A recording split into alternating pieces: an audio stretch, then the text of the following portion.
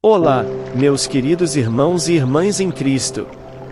Sejam muito bem-vindos ao canal Pastor Cristiano Ferreira Cristo Glorioso.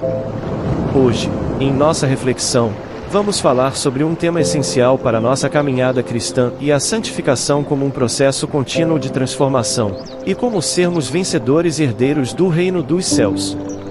A palavra de Deus nos revela que a santificação é um processo constante de transformação da nossa mente, coração e caráter, à medida que nos aproximamos mais de Deus e buscamos viver de acordo com Sua vontade. E, como cristãos, sabemos que a maior recompensa que podemos receber é a herança eterna no reino dos céus.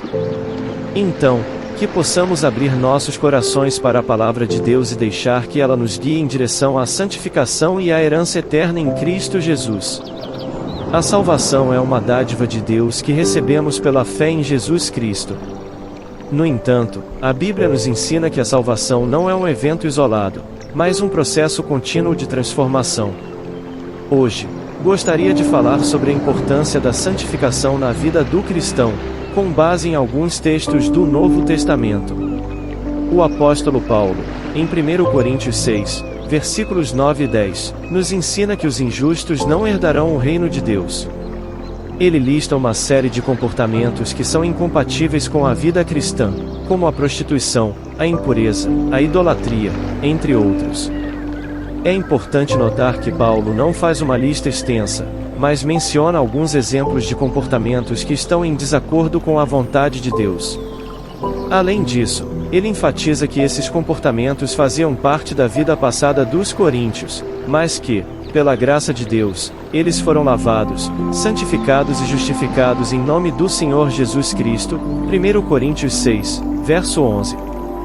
Em Gálatas 5, versículos 19 a 21, Paulo amplia essa lista, acrescentando que as obras da carne são manifestas, que imoralidade sexual, impureza e libertinagem, idolatria e feitiçaria, ódio, discórdia, ciúmes, ira, egoísmo, dissensões, facções e inveja, embriaguez, orgias e coisas semelhantes. Eu os advirto, como antes já os adverti, que os que praticam essas coisas não herdarão o reino de Deus. Apocalipse 21, verso 8, mas, quanto aos medrosos, e aos incrédulos, e aos abomináveis, e aos homicidas, e aos adúlteros, e aos feiticeiros, e aos idólatras, e a todos os mentirosos, a sua parte será no lago ardente de fogo e enxofre, que é a segunda morte. Apocalipse 21, verso 27, nela, nunca jamais entrará algo impuro, nem quem pratica o que é detestável e mentiroso, mas somente aqueles inscritos no livro da vida do Cordeiro. Apocalipse 22, verso 14, e bem-aventurados aqueles que lavam as suas vestes no sangue do Cordeiro, para que lhes assista o direito à árvore da vida, e entrem na cidade pelas portas. Segue uma lista de textos que nos exorta contra o pecado que nos leva à condenação eterna. 1 Coríntios 6, versículos 9 e 10, não sabeis que os injustos não hão de herdar o reino de Deus? Não vos enganeis, nem os impuros, nem os idólatras, nem os adúlteros, nem os efeminados, nem os sodomitas, nem os ladrões, nem os avarentos, nem os bêbados, nem os maldizentes, nem os roubadores herdarão o reino de Deus.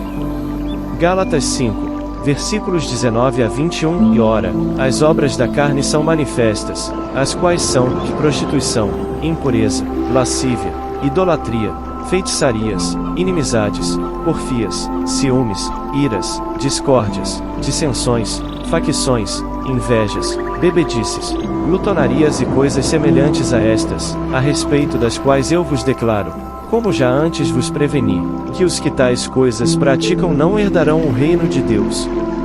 Efésios 5, versículos 5 e 6, porque bem sabeis isto, que nenhum devasso, ou impuro, ou avarento, o qual é idólatra, tem herança no reino de Cristo e de Deus. Ninguém vos engane com palavras vãs, porque por estas coisas vem a ira de Deus sobre os filhos da desobediência. Colossenses 3, versículos 5 e 6, e mortificai, pois, os vossos membros que estão sobre a terra, e a prostituição, a impureza, o apetite desordenado, a vil concupiscência, e a cobiça, que é idolatria, pelas quais coisas vem a ira de Deus sobre os filhos da desobediência. No Novo Testamento, existem alguns textos que abordam a possibilidade de um cristão perder a salvação, e outros que indicam que a salvação é eterna e não pode ser perdida. Abaixo, segue uma lista de alguns desses textos. Mateus 7, versículos 21 a 23. Neste texto, Jesus fala sobre a importância de obedecer aos seus ensinamentos e adverte que nem todos que dizem a Senhor, Senhor, entrarão no reino dos céus. Ele diz que muitos dirão que fizeram obras maravilhosas em seu nome, mas ele dirá que nunca os conheceu, por terem praticado a iniquidade. Hebreus 6, versículos 4 a 6. Neste texto, o autor adverte sobre a possibilidade de os crentes caírem da graça, se abandonarem a fé em Jesus. Ele diz que, se isso acontecer, será impossível renová-los para o arrependimento, uma vez que estarão crucificando novamente o Filho de Deus.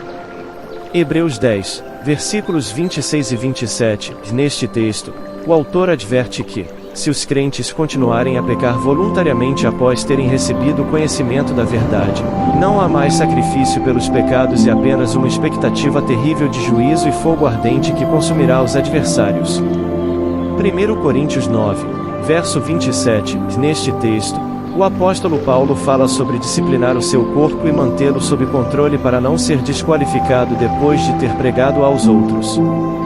Gálatas 5, verso 4. Neste texto, Paulo adverte que aqueles que tentam ser justificados pela lei se afastam da graça de Cristo e caem da graça.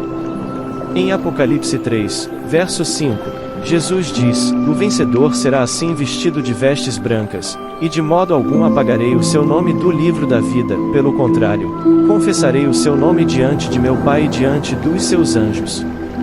Isso indica que é possível ter o nome removido do livro da vida.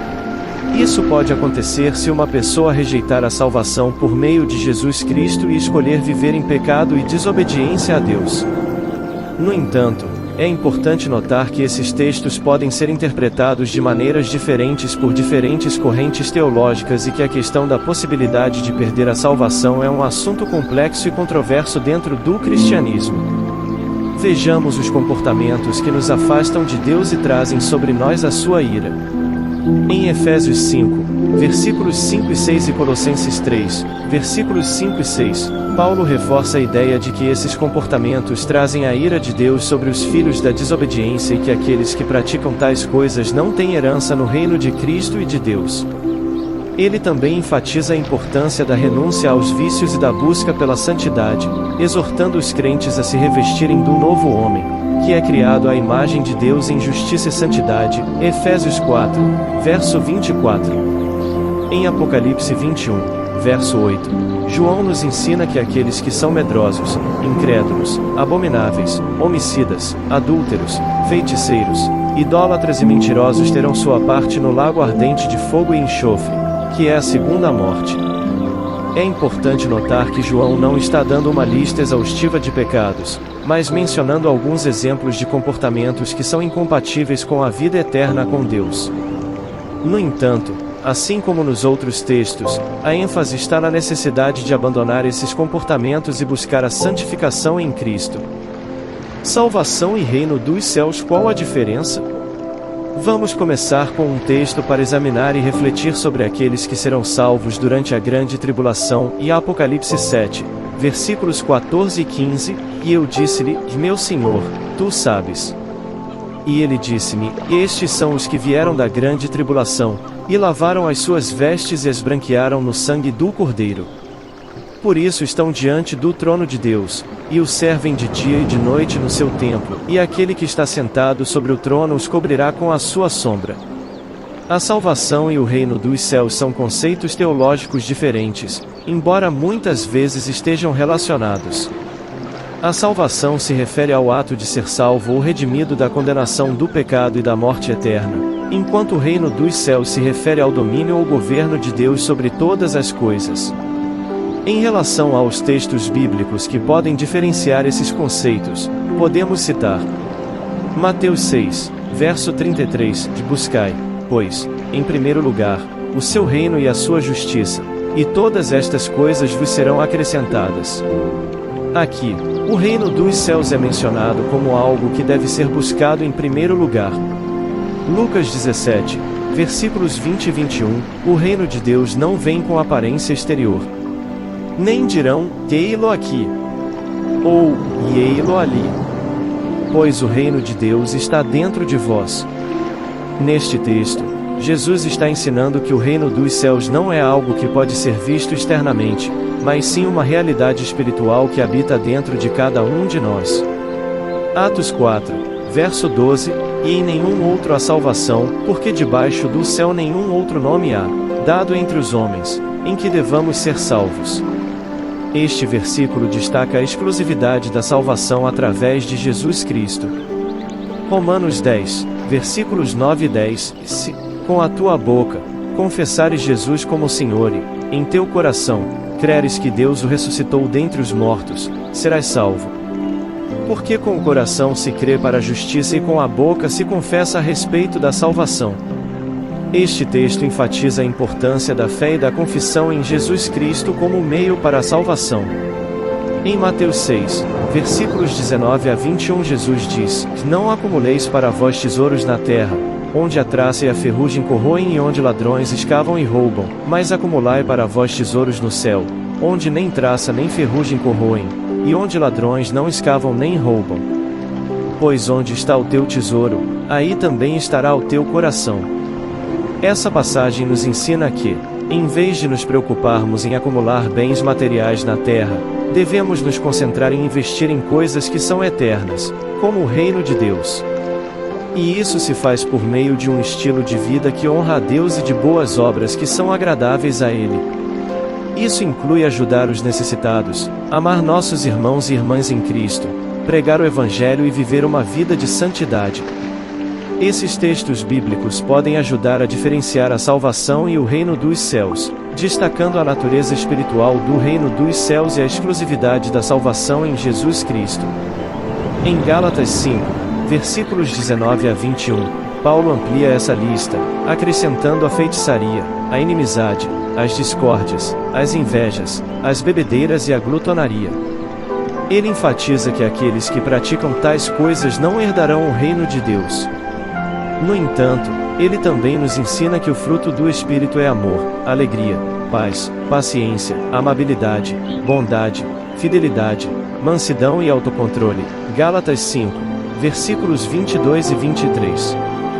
Esses são os atributos que devemos buscar em nossa vida diária, para que possamos ser transformados à imagem de Cristo. Gálatas 5, versículos 22 e 23 é um texto importante relacionado ao caminho constante da salvação. Esses versículos dizem: E mais o fruto do Espírito é amor, alegria, paz, paciência, benignidade, bondade, fidelidade, mansidão, domínio próprio. Contra estas coisas não há lei. Este texto nos ensina que, como cristãos, devemos produzir o fruto do Espírito em nossas vidas. Isso inclui amar a Deus e ao próximo, ter alegria e paz em nossos corações, ser pacientes e bondosos com os outros, ser fiéis e mansos, e exercer autocontrole sobre nossas próprias vidas. Esses frutos do Espírito são evidências de que estamos caminhando no caminho constante da salvação, e são resultados da obra do Espírito Santo em nós. Vejamos o que nos leva ao caminho constante da salvação. Em João 14, verso 6, Jesus diz que eu sou o caminho, a verdade e a vida. Ninguém vem ao Pai senão por mim. Este texto nos ensina que a salvação só é possível através de Jesus Cristo e de sua obra redentora na cruz. Portanto, é importante crer em Jesus e aceitá-lo como nosso Salvador para termos acesso ao caminho da salvação. Em Efésios 2, versículos 8 e 9, Paulo escreve: Porque pela graça sois salvos, mediante a fé, e isto não vem de vós, é dom de Deus, não de obras, para que ninguém se glorie. Esse texto nos ensina que a salvação é um dom de Deus, e que não podemos alcançá-la através de nossas próprias obras ou méritos. É somente pela graça de Deus, através da fé em Jesus, que podemos ser salvos. Em Romanos 10, verso 9, Paulo diz: Se com tua boca confessares a Jesus como Senhor, e em teu coração creres que Deus o ressuscitou dentre os mortos, serás salvo. Este texto nos ensina que a confissão de fé em Jesus como Senhor e a crença em sua ressurreição são fundamentais para a salvação.